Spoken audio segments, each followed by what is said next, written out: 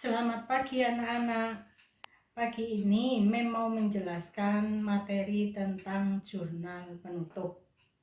Sebetulnya materi ini sudah ada di PPT yang saya sampaikan di kalian.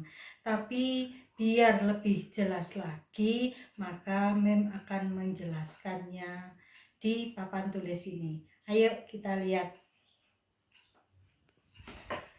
Jurnal penutup. Yang penting yang harus dibuat di jurnal penutup itu ada 4. 1. Menutup perkiraan di laba rugi yang kredit. Yang sebelah kredit itu isinya apa? Antara lain adalah pendapatan. Nah, pendapatan itu di kolom neraca lajur letaknya sebelah kredit. Maka supaya ditutup, dia di jurnal penutup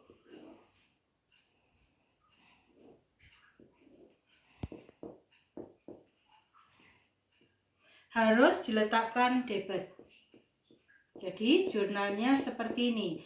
Pendapatan, kreditnya ikhtisar laba rugi, misalnya angkanya 100. Pendapatan yang tadinya kredit supaya 0 di tahun kemudian 0 tidak ada lagi, maka dia harus diletakkan di debit.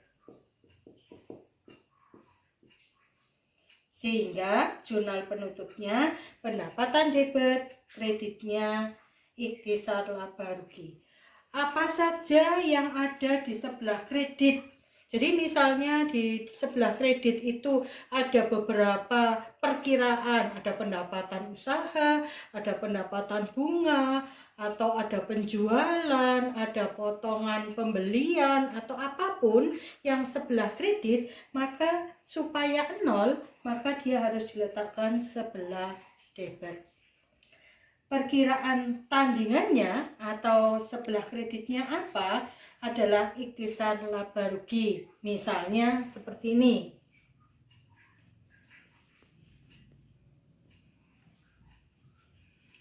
Ini pendapatan jasa. Di sini ada pendapatan bunga. Berarti ikhtisar laba ruginya 120. Jadi ikhtisar laba ruginya ini adalah penjumlahan dari sebelah debit. Oke, ada yang mau ditanyakan? Ini materi yang pertama di laba rugi yang sebelah kredit. Yang kedua anak-anak, yang kedua setelah kita tadi yang pertama tadi tentang di kolom laba rugi yang sebelah kredit antara lain pendapatan. Sekarang di kolom laba rugi yang sebelah debit. Apa itu yang sebelah debit? Yang sebelah debit kebanyakan adalah beban atau biaya. Beban apa? Macam-macam. Ada beban gaji, beban perlengkapan, beban penyusutan, beban iklan, beban sewa, dan lain-lain. Mungkin ada pembelian atau yang lain. Pokoknya yang di kolom laba rugi yang sebelah debit. Nah, itu kita tutup supaya hasilnya 0, maka harus dipindahkan ke kredit.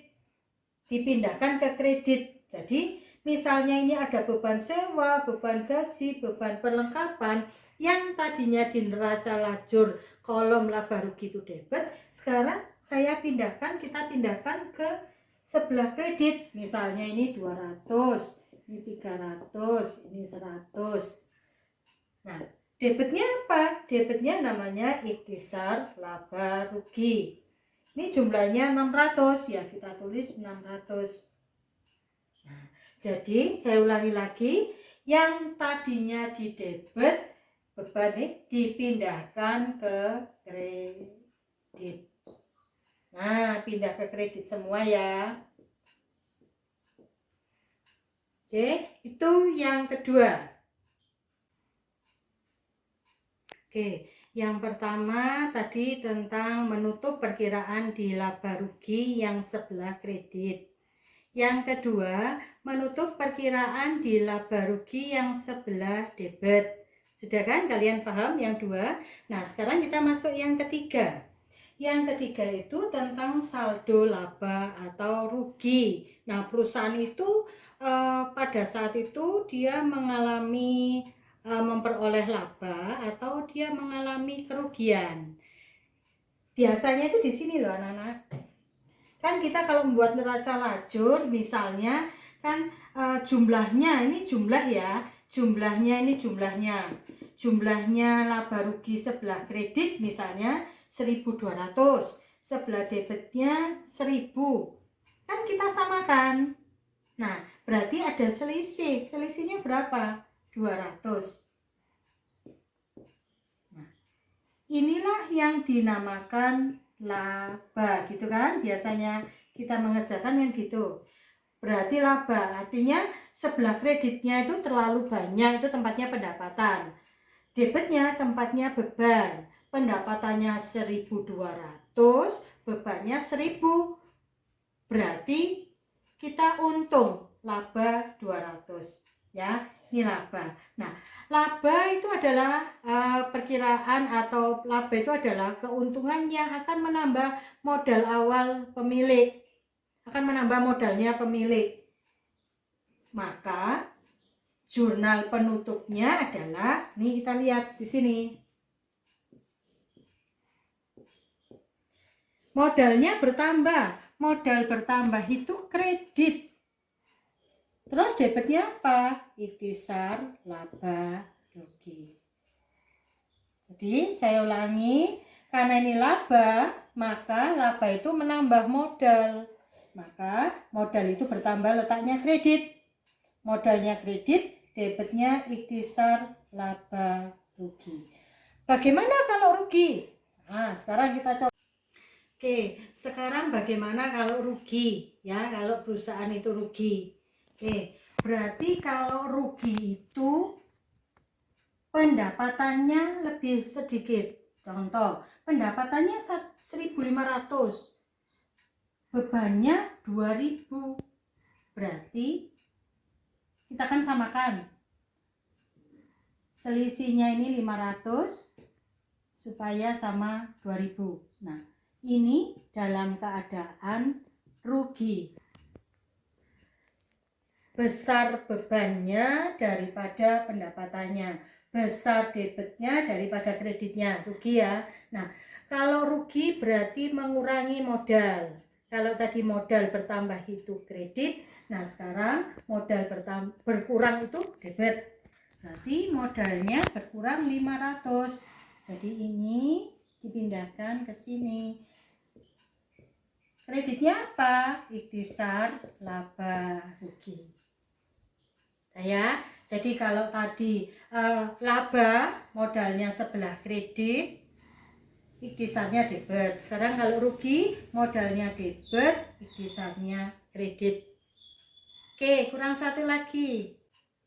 Saya lanjutkan yang terakhir ini tentang jurnal penutup, yaitu privé.